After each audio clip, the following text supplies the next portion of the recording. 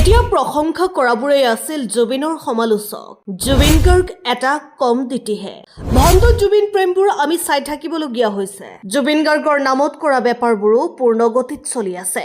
যোৱা বছৰলৈকে জুবিন গাৰ্গক জন্মদিনৰ দিনা শুভেচ্ছা বাৰ্তা প্ৰেৰণ কৰা মানুহৰ সংখ্যা কম আছিল। এইবাৰ বাঢ়িছে। পিতৃৰ দৃষ্টিত জুবিন গ্ৰন্থখন প্ৰথম প্ৰকাশ হৈছিল 2011 চনত। তাৰ পিছত দ্বিতীয় প্ৰকাশৰ প্ৰয়োজন হোৱা নাছিল।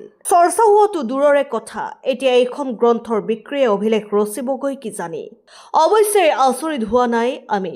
এতিয়াহে ৰাইজৰ জানিবলৈ মন গৈছে কোন জুবিন গাৰ্গ। কবি জুবিন গাৰ্গ, অধ্যয়নশীল জুবিন গাৰ্গ, মানৱ দৰদী জুবিন গাৰ্গ আদিৰ বিষয়ে জানিবলৈ এতিয়াহে অসমীয়াৰ সময় ওলাইছে। কাৰণ জীৱনকালত এচাম লোকৰ বাবে তেওঁ কেৱল মদাহী গায়কেই হৈ থাকিল। কিছু সংখ্যকে সাৰ পাইছে, লগে লগে কিতাপ প্ৰকাশ কৰিছে। অৱশ্যে নিস্বাৰ্থভাৱে জুবিনদাক জীয়াই ৰখা মানুহখিনিয়ে সেইখিনি কাম আগৰে পৰাই কৰি আহিছিল। জুবিন গাৰ্গ ভুৰুকাত হাতী ভৰোৱাৰ দৰে মানুহ নহয়।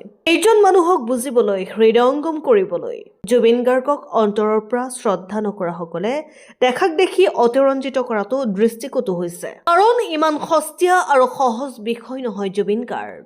আমি ঢুকি নোপোৱা এক সত্তা জুবিন গাৰ্গ। 26,000 কিতাপ পঢ়া জুবিন গাৰ্গজনক ইটিকিং কৰা সকলোৰো জুবিন গাৰ্গৰ প্ৰতি হঠাৎ এই জুবিন প্ৰেমৰ ঢল বৈছে। যোৱাবাৰলৈ জুবিনে কিতাপ পঢ়া বুলি কোৱাৰ পিছত ইটিকিং কৰা মানুহৰ অভাৱ নাছিল।